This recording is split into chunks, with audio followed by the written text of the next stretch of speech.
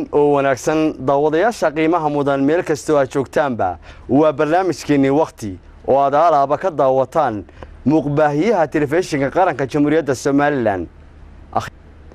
haddii aan idin qaada dhigo toddobaadkan barnaamijyada qodobada aan qaarkood ku soo qaadan doono waa kuwa aan filayo dadka qaarkood inay ku kala qaybsami doonaan Suldaan Maxamed Muuse Nuur Suldaan Abu Sufyaan ayaa noqday ninkii ugu horeysay Soomaaliland afar dumar oo uu guursaday kula nool guri qura suldaanka oo wareysi gaar la yeeshay TV-ga qaranka waxa uu uga waramay xaaladaha afar qoys oo uu leeyahay iyo nolosha 10 caruur ah oo ay u dhaleen waxaan ku tilmaamay tallaabadani mid ku dayasho mudan oo ku dhiirigelinayo dhammaan dhalinyarada inay sidiisoo kala sameeyaan wuxuuna ku qiimeeyay qoysaskiisa inay yihiin qoys qura oo meel ku wada qaybsada nolosha kuna wadaaga wax kasta isla markaasna aysan wax faraq ah u dhaxaynin nolosha qoysaska kale ee iyaga dhigooda ah waxaan ku sifeeyay in ay u dhaqmaan sharciyo kala dambeyn iyo isku duubni ay kaga midha dhaliyeen himilada wacan ee qoysaskiisa ay ku nool yihiin suldaanka mar uu ka hadlayay dhibka qura ee isaga soo wajahay ayuu arintani ku micneeyay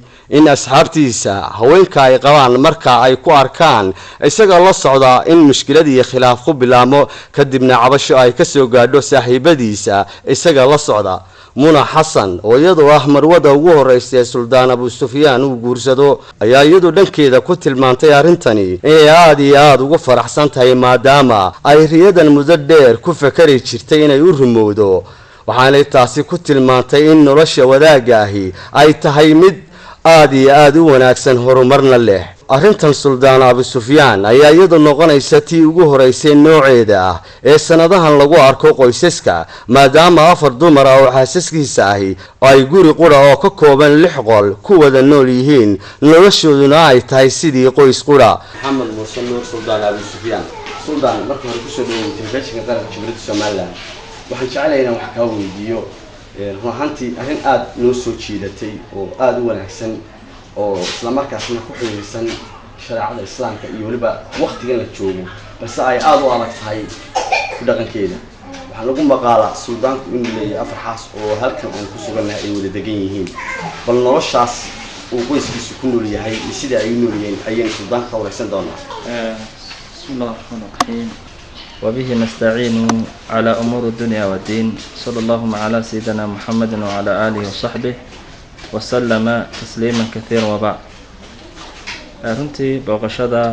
aan soo booqateen aad baan idinku mahadnaqaynaa runtii waan soo dhaweynaa nolosheedu waa nolosha qoysaska dalka degan oo kale wuxuuna ay kaga duwan tahay uun reero yani afar qoys oo haddana hal qoys ah yani afar xaas oo meel runtii wada degan nolosheedu marka alxamdulillah kolley adduunyada wax dhammaystiran ma jiraan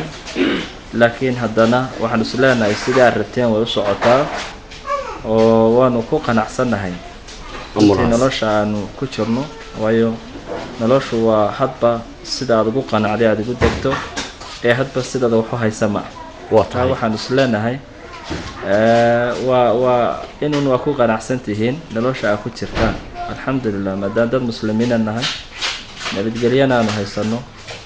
runtii waxa way caafimaad qabno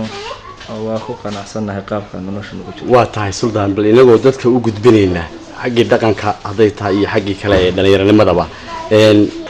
sidee arintani kugu suurta gashay inaad afar dumar guursato oo aad waliba meel isugu wada keento miyaanay wax aad u adag ahayn runtii after wax walba ilaahay baa suurta galiya توفيقنا إله بها سبحانه وتعالى dadkana is waafajiya ilaahay tawfiiqdiisa kadib asbaabaha suurtageliyay waxaan isleeyahay asbaabaha suurtageliyay in runtii aanu la nimid waxay ku suurtageli lahayd in hooyada koobaad ee reerka joogta runtii ay ku qanacday barnaamijka noocana iyadoo runtii waxa weeyaan ka dheehanaysa inay xuduuda reerku ama qoysku ay meel isugu yimaadaan kuna qanacsan runtii inaan la kala fogaan oo aan la kala durkin runtii marka hooyada koobaad asbaab badan bay ku lahayd in reerku wada dego oo ay meel ka soo wada jeestaan. haddaynu kaftanno carruurtu waxaad ii sheegtay inay tan carruur tahay miyaanay wax khilaafa kugu imaan waayo ragga badankiisa aad bay ugu adag tahay aqoonta bulshada meel soo keenaa muddada aad nolosha aad ku jirtay miyaanay tan dhibaatooyin ama khilaaf aysan lahayn nolosha noocaas ee qoysaska ballaaran intaa laga meel isugu wadiyay dumarka miyaanay mararka qaarkood kugu yimaado in adiga laftaada mashaakil kaaga yimaado xiriirtooda haddii khilaaf idin dhex maro qof ka mid ah horta saad sheegtay shaygu markuu ku cusub yahay bulshada gelintiisa ama waxa weeyaan dee soo kordhintiisu hawl badan bay u baahan culays badanna uu kaaga iman runtii hawshan dhabar adeeg fara badan iyo sagar fara badan kadib way suurto gashay bini aadam markay meel isugu yimaadaan khilaaf u imanaya oo isku dhac u imanaya laakiin waxaan ku dadaalnaa inaan khilaafkayga iyo isku dhacayagu aanu banaanka kow nooga bixin inaan waxa weeyaan murankayagu aanu gudahayga dhaafin inta badan kulley waxaanu dee hal mar la isma wada qabtaa ama laba isqabataa ama saddex ciddii isqabata inteeda kalea dhexdhexaadisa oo qadiyadooda waxa weeyaan runtii waxay dhex gashaa markaa ciddii khaladka lana khaladkeeda dee waa loo sheega waxaa hablaayo adiga ayaa khaldan ama aniga lafteeda khaldan ee adiga ayaa khaldan marka waxaan isku daynaa mushkiladayada bal inaan dhexdayada runtii aanu isku xallinno oo aanu khilaafku banaanka nooga bixin oo aanay faragelin dibadda aanayna soo gelin runtii taas ayaanu ku dadaalnaa wana ta keentay dee in qof walba uu dee waajibkiisa karto. waayahay guurkaagii ugu horreeyay goormuhu soo ahaa kii ugu dambeeyey? kii ugu horreeyay runtii wuxuu ahaa 1990 meelaha 1990 oo reerka ugu horreeyay ahaayo runtii aan kala tagnay laakiin reerkii xigay 2003 baa sameeyay. guurka ugu dambeeyay waxaa runtii aduu sanadkan horaantiisii kii dhammaaday ma leeyahay horaantiisii ayuu ahaa. marka bal nidaamka aad u samaysay iyo jadwalka aad noloshooda ugu nidaamisay maxaad nooga taaban kartaa ilaa dabcan wax walbaaba qorshe leeyihiin jadwal noocee ah ayaa loogu kala dhaqmaa ama ay reerku isticmaalaan qoysaskaaga faraha runtii horta wada aragtaayo dee dadku goob markay wada degan yihiin iyo markay kala degan yihiin way kala duwanta way kala nidaam duwan had iyo jeer markay goob wada degan yihiin way uga qanaaco badan yihiin marka ay يعني kala degan yihiin waana uga cadaalad badan oo marka goob la wada degan yahay systemku sidoo socdo qof walba indhiisa ayuu ku arkaa wixii la keeno iyo waxa la keenin qof walba indhiisa ku arkaa sida awgeed system baa jira iyo qorshe inta ku wada socono maadaama aan nahay dad ballaaran oo dhowr iyo 10 qof intii aan nahay kolley maamulka guud runtii waxaan uga dambeynaa aanu dooranay hooyada weyn oo runtii managerka guud ah waxaana jira de kolley waxna waa la wada leeyahay waxna waa la kala leeyahay wixii la kala leeyahay dee qof walba isaga ikhtiyaarkiisa la qaabku u bixinayo qaabku u maamulanayo wuxuu gaar qofku leeyahay laakiin wuxuu la wada leeyahay ka dhaxeeya bulshada runtii waxaan leeyahay cafwan qoyska ka dhaxeeya go-aanka ugu dambeeyay iyo fulintiisa hooyada weyn baa leh waa tahay maamul hoose waa jira isaguna ah yani hooyada aan habeenka gurigeeda u leeyahay maalinta hawl maalmeedka socda iyada ka mas'uula oo wada runtii marka waxa weeyaan dee aan lagu faragelin ilaa inta hooyada kale waqti ahaan ku soo xigta ay kala wareegayso waxa jirta hooyadu marka ay guriga maalinta u leedahay hooyada shaqo ahaan ku soo xigtay wixii shaqo banaanka uga baahan tahay runtii u soo qabataa si waxa weeyaan oo ay u fudaydisaa saani hooyadu tacab badan u dareemin marka maamulka iyo qorshahaas runtii ku kala socona oo waxa weeyaan dee lagu kala nidaamsan yahay bil aadanku way soo wada cadow niman badan asxaab ayaad leedahay oo hawshan kulli qaarkood caqabad ayay ku keentaa la socodkaaga marka miyay niman asxaabtaada ama asxaabtaada la socotaa ee iyagu xaasiska qura leh arrintan miyaanay dumarkooda adiga wax colaala kugu qaadin haddayna taa bil kaftan hanu gelino runtii way dhacdaa yani qaarkood markaad israacdaan dee hawshanna ay og yihiin hooyooyinkuna in badan oo ka mid a xasaasiyad ka qabaan wata way keentaa in la qabsado. qaarkoodba way sheegeen oo yidhaahdeen new maanta markii aan ku raacnay waxay taasi sababtay inaan islaantii madaxa isla gallo oo la yidhaahdo maantana ma wax la socotay waxa weeyaan ninkii aan naqaanay mujrimka iyagu u haystaan haa laakiin runtii way jirtaa oo dee ka rag badan ay kaa gaabsadaan oo ay runtii waxa weeyaan iska kaa ururiyaan. marka alxamdulilah laakiin dee waa waxa weeyaan waa nihi waagi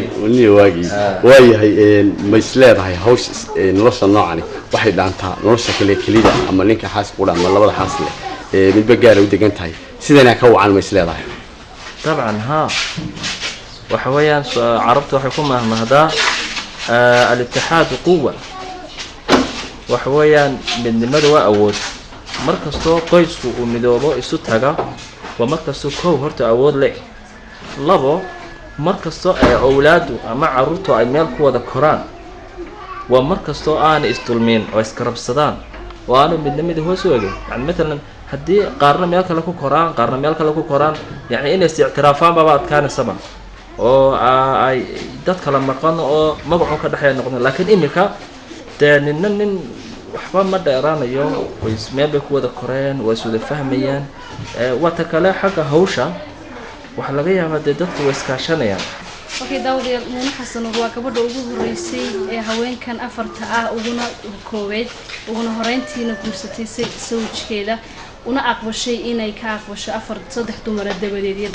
doonaysayna inay keento saygeedana u keento si uu caruur badan u keeno. Muuna ugu horeyntii waxaan weydiinayaa siyaabaha ku dhaliyay inay salaatu wassalaam ala rasuulillah ala alihi wa sahbihi wa man ihtada bi hadihi al-din. أولا الله سبحانه وتعالى يا مهد الصلاة هذا الأسواق والكريم هذا اللي كديب الحمد لله إلهي بان لا تشتي طلنا الله ساعتي ونكون ليست الحمد لله سيدا رنتيا وحي أنا أسمي أسباباني معناها حالكن يا سيدا وجدنا أسمي وحويان دنت قريجا يدنت أولادي يدنت السيجيجا الحمد لله hablaha walaaladay markaan siraad asaastid markaan ilaahay la tala saartay ilaahay way fududeeyay waxaan isagay inta da'yar tahay hablaha walaalada ee da'da yara asaay keen guriga oo deetana kula walaatinooda kalkacayl maxababa gasho sidii waan sameeyay alxamdulillah maanta waan wada joognaa anagoo wada da'yar ma sha Allah. goormay kugu dhalatay hawshaasi waxay ugu dhalatay anigoo firadkayga xalooshaygu jiraan weli aan oranin toddobaad ugu jiraha markii intaanad guriga iman si aanad iskuulsan saygaaga niyadaada ku jirto inaad waxaas oo kala sameysay hooyaday baa waxaan tarbiyad ahaan igu soo toobartay sidana aan ka soo qaatay tarbiyad ahaan waalidkayga ayaan la kulmay sidan oo kale qablaan walaalanahay inama walaalanahay isku aabanahay ayagoo magaalada jooga ayaa haddana la kulmay maad u jeedaa inay hooyadaa saan oo kala sameysay hooyadaa way jirtaa saas oo kale way sameysay laakiin wada deganeen.